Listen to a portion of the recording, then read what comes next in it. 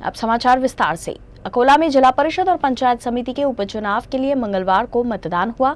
जिले में जिला परिषद के 14 जबकि पंचायत समिति के 28 जगह के लिए मतदान हुआ। अकोला जिले में जिला परिषद के 14 तो पंचायत समिति के 28 जगह के लिए उपचुनाव हो रहा है। अकोला जिले में 3.5 लाख से अधिक मतदाता उपचुनाव में किस्मत आजमा रहे हैं। 187 उम्मीदवारों का भविष्य तय करेंगे। मतदान केंद्र पर सुबह से ही मतदाताओं की कतार नजर आ रही थी, जबकि भाजपा विधायक रणधीर सावरकर भी अपने परिवार के साथ वोट डालने पहुंचे थे। इस दौरान उन्होंने उपचुनाव में भाजपा की जीत का दावा भी किया।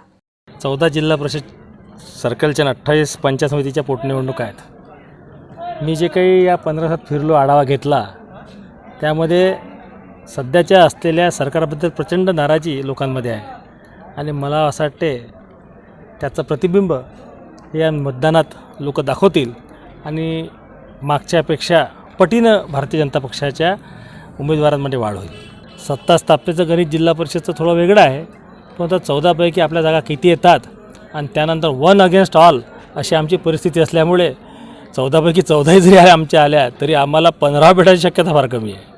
अकोला जिला परिषद और पंचायत समिति उपचुनाव के लिए मतदान के दौरान कुछ जगह मतदान सूची में गड़बड़ी भी सामने आई। परसोबड़े मतदान केंद्र पर कई मतदाताओं के नाम मतदाता सूची से गायब होने की वजह से मतदाताओं को काफी परेशानी हुई। अकोला के सांसद संजय धोत्रे के मूल गांव परसोबड़े में मतदान के लिए पहुंचे मतदाताओं का लिस्ट के नाम नहीं होने से निराश होकर लौटना पड़ा।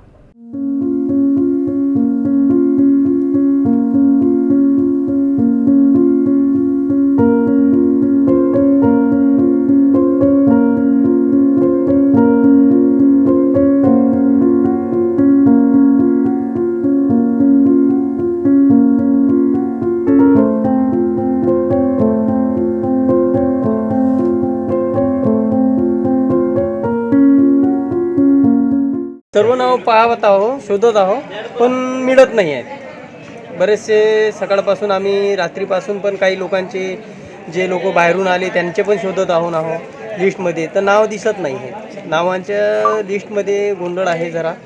आम्हाला रूमच्या जे आमचे रूम होते आधीचे 4 नंबर 3 नंबर 2 नंबरचे आमच्या रूम आहेत, त्या रूममध्ये आधी आमचे नाव होते, आता लिस्टमध्ये नाव मिळत नाही आहे। याच्याला खूप त्रास होत आहे आणि सर्व अधिकारी वगैरे सर्व इथले आमचे आम्हाला प्रयत्न करून राहिले, पण नाव मिळत नाहीत। आमचं नाव घेऊन आमचं इलेक्शन झालं पाहिजे। बुल्ढाना जिले के मलकापुर मुतारा मार्ग पर डिडोरा फाटक के पास अनियंत्रित वाहन की चपेट में आए एक युवक की उपचार के दौरान मौत हो गई। पिछले शुक्रवार को एक तेज रफ्तार वाहन ने मॉर्निंग वॉक पर निकले 3 लोगों को कुचल दिया था, जिसमें 2 लोगों की तो घटनास्थल पर ही मौत हो गई थी, जबकि गंभीर रूप से जख्मी 19 वर्षीय युवक ने इलाज के दौरान दम तोड़ दिया। बीते शुक्रवार की सुबह मलकापुर मार्ग के डिडोला फाटा के पास हुए सड़क हादसे में गंभीर जख्मी युवक का मंगलवार सुबह निधन हो गया। मृतक अपने परिवार का अकेला सहारा था। शुक्रवार की सुबह 3 लोग मॉर्निंग वॉक पर निकले थे, तभी एक तेज रफ्तार अज्ञात वाहन ने तीनों को कुचल दिया। इस हादसे में 2 लोगों की घटनास्थल पर ही मृत्यु हो गई थी और एक गंभीर रूप से जख्मी था। जख्मी को बुल्ढाना अस्पताल में भर्ती कराया गया, लेकिन मंगलवार की सुबह उसने दम तोड़ दिया। बताया जा रहा है कि मृतकों में से 2 युवा सेना भर्ती के लिए तैयारी कर रहे थे, लेकिन अचानक काल के साये ने उनकी देशभक्ति का सपना तोड़ दिया। अज्ञात वाहन अभी भी पुलिस के हाथ नहीं लगा है। पुलिस मामले की जांच कर रही है। बुल्ढाना जिले के मलकापुर तहसील के दसरखेड़ MIDC में स्थित बेंजो केमिकल कंपनी द्वारा केमिकल युक्त गंदा पानी नाले से छोड़े जाने से करीब 15 से 20 किलोमीटर तक फसल प्रभावित हुई है, जिससे किसानों को काफी नुकसान सहना पड़ा है। केमिकल युक्त पानी से नागरिकों के स्वास्थ्य पर भी विपरीत परिणाम पड़ेगा। बुल्ढाना जिले के मलकापुर शहर के पास दरसखेड़ MIDC क्षेत्र के किसान पिछले 15 सालों से केमिकल युक्त पानी से परेशान है। बताया जा रहा है कि MIDC क्षेत्र में एक केमिकल कंपनी है जो केमिकल युक्त पानी बिना किसी प्रक्रिया किए सीवेज लाइन में छोड़ देती है, जिससे पानी में मौजूद केमिकल से खेतों को भारी नुकसान पहुंच रहा है। इसकी शिकायत पिछले 15 सालों से की जा रही है, लेकिन अभी तक कोई ठोस कार्रवाई नहीं की गई।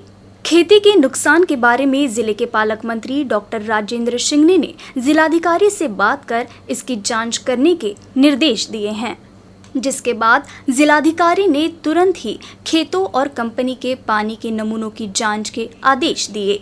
इस मामले में विधायक राजेश एकड़े ने कहा कि मलकापुर MIDC क्षेत्र में केवल एक ही कंपनी है जिसमें वहां के हजारों लोग काम करते हैं, इसलिए कंपनी को बिना बंद किए ये समस्या सुलझाने का पूरा प्रयास किया जाएगा।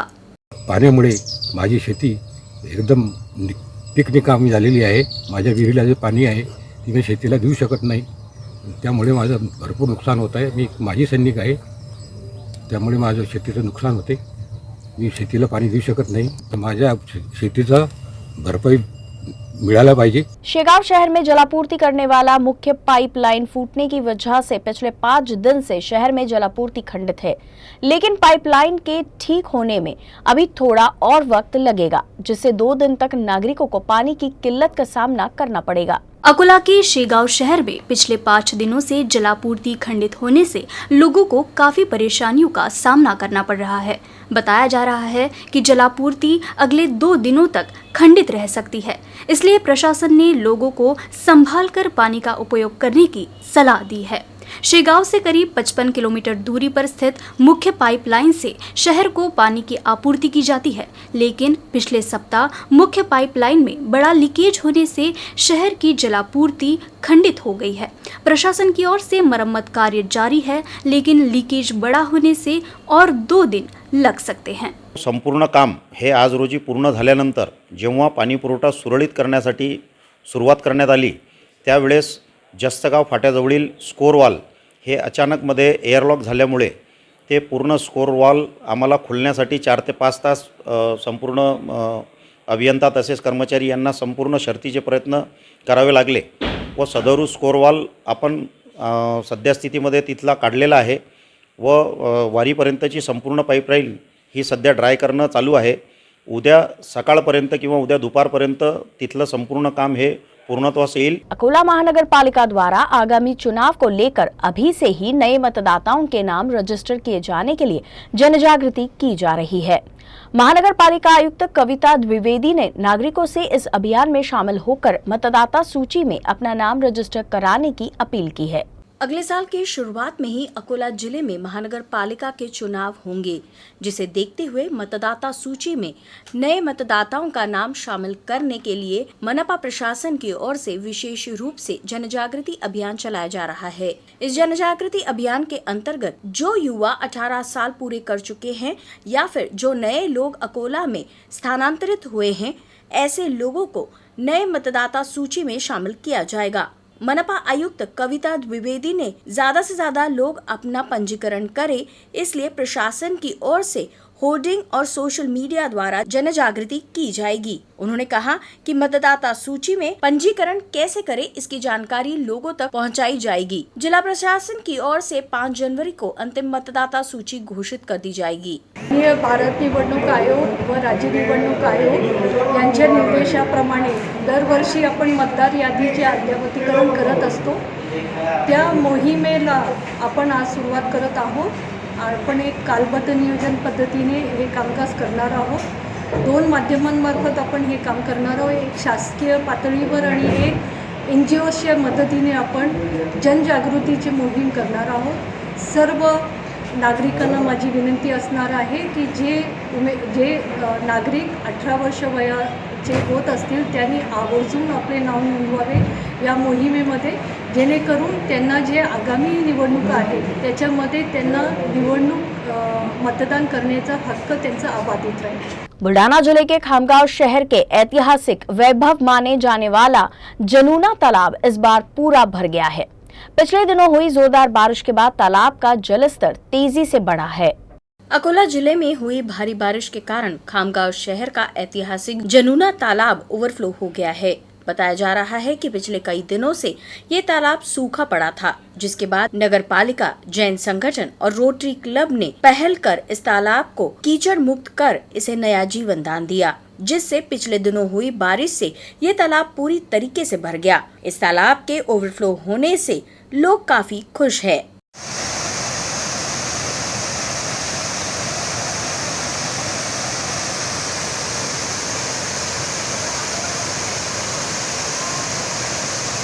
सोमवार शाम को करीब 4 घंटे से अधिक समय तक फेसबुक, इंस्टाग्राम, व्हाट्सएप का सर्वर डाउन रहा, जिसके कारण फेसबुक, इंस्टाग्राम, व्हाट्सएप पूरी दुनिया में बंद रहा। इन तीनों सोशल साइट्स के डाउन होने से यूजर्स को काफी परेशानी का सामना करना पड़ा। व्हाट्सएप पर यूजर्स ने तो नए मैसेजेस भेज पा रहे और न ही रिसीव कर पा रहे थे। सोमवार रात करीब 9 बजे अचानक से फेसबुक, व्हाट्सएप और इंस्टाग्राम की सर्विस बंद हो गई, जो रात 1 बजे के बाद शुरू हो पाई। बता दें कि तीनों का मालिकाना हक फेसबुक के पास है। इनके लिए शेयर्ड इंफ्रास्ट्रक्चर का प्रयोग किया जाता है। पूरी दुनिया में तीनों सोशल साइट्स डाउन हो जाने से यूजर्स को काफी परेशानी का सामना करना पड़ा। व्हाट्सएप पर यूजर्स काफी देर से नए मैसेज भेज और रिवाइज नहीं कर पा रहे थे। फेसबुक के चीफ टेक्नोलॉजी ऑफिसर माइक स्क्रोफर ने ट्वीट कर माफी मांगी और बताया कि नेटवर्किंग में दिक्कत आई है और टीम इसे जल्द से जल्द बहाल करने में जुटी हुई है। फिर बाद में फेसबुक, इंस्टाग्राम, व्हाट्सएप का सर्वर बहाल हुआ, जिसके बाद यूजर्स ने राहत की सांस ली। शेगांव में सड़कों पर इन दिनों भारी गड्ढे उभर आए हैं। खामगांव अकोट इस राष्ट्रीय महामार्ग के साथ शहर के MIDC चौक पर गड्ढे होने से स्थानीय चालकों को भारी दिक्कतों का सामना करना पड़ रहा है। इन सब समस्याओं को लेकर भाजपा के युवा कार्यकर्ताओं ने मोर्चा निकालकर प्रशासन के खिलाफ रोष प्रकट किया। पिछले हफ्ते भारतीय जनता युवा मोर्चे के पदाधिकारियों ने गड्ढे को भरने के लिए शेगांव से गुजरने वाले खामगांव बैतूल राष्ट्रीय राजमार्ग पर MSEB चौक पर अपना रोष प्रकट किया था। मांगे पूरी नहीं होने पर 48 घंटे बाद इस जगह पर आंदोलन शुरू करने की चेतावनी दी गई। भाजपा के उस प्रदर्शन से भाजपा को प्रसिद्धि भी मिली, लेकिन इसके बाद भाजपा ने इन गड्ढों को नजरअंदाज किया। यही वजह है कि यहां आए दिन हो रहे हादसों के कारण वंचित बहुजन आघाड़ी के पदाधिकारियों ने स्वेच्छा से इन गड्ढों को भर दिया है। या राष्ट्रीय महामार्गावर हा जो मोठा गड्ढा पडलेला आहे, 1 ते 1.5 महिन्यापासून हा गड्ढा आहे व हा गड्ढा शेगावातील नागरिकांसाठी व येणाऱ्या वाहतूक गाड्यांसाठी हा जीव घेणा गड्ढा आहे व या गड्ढ्याकरिता 8 ते 15 दिवसाआधी भाजपच्या नेत्यांनी व कार्यकर्त्यांनी इथे या गड्ढ्याला हार घालून शासनाला एक इशारा दिला होता की आम्ही इथे आंदोलन करू, परंतु कुठल्याच प्रकारचं आंदोलन भाजपच्या नेत्यांनी या गड्ढ्याकरिता केला नाही व हा गड्ढा तसाच सोडून ते लोक इथून निघून गेले आणि लोकांचा जीव उधार ठेवून निघून गेले असं मी म्हणेल। व मी एक शेगावचा नागरिक असून वंचित बहुजन आघाडीचा उपाध्यक्ष या नात्याने, माणुसकीच्या या नात्याने आम्ही हा गड्ढा आज इथं बुजवलेला आहे व जेणेकरून भविष्यामध्ये इथं कुठल्याच प्रकारचा अपघात होणार नाही आणि लोकांचा जीव घेणा अपघात कुठंच म्हणजे या गड्ढ्यामुळे होणार नाही, याकरिता आम्ही एक माणुसकीच्या नात्याने हा गड्ढा बुजवलेला आहे। राष्ट्रीय संत तुकडोजी महाराज और गाडगे बाबा के विचारों को आगे बढ़ाते हुए हर रविवार को कोरोना के निर्देशों का पालन करते हुए मेरा शहर मेरी जिम्मेदारी के तहत शहर के हर क्षेत्र में बड़े पैमाने पर सफाई और वृक्षारोपण अभियान चलाया। गोरक्षण मार्ग स्थित संत तुकाराम चौक पर इस अभियान के तहत क्षेत्र की सफाई की गई। अकोला की स्थानीय तुकाराम चौक व गुरुकुल वार्ड नंबर 14 क्षेत्र में सफाई अभियान की शुरुआत हुई है। इस अभियान में कई नेता और समाज सेवी शामिल हुए। गेल्या 7 आठवड्यापासून उपक्रम सुरू आहे। या उपक्रमातला हा 8वा टप्पा आहे आमचा। या अभियानाचे मार्गदर्शक नगरसेवक मंगेशभाऊ काळे यांचा जो प्रभाग आहे, प्रभाग क्रमांक 14 व जो गोरक्षण रोडला वर्दळीचा चौक म्हणून तुकाराम चौक आहे, या तुकाराम चौकातील संत तुकाराम महाराज हॉस्पिटल इथून तुकाराम महाराजांना अभिवादन करून या अभियानाचा आज सुरुवात केलेली आहे।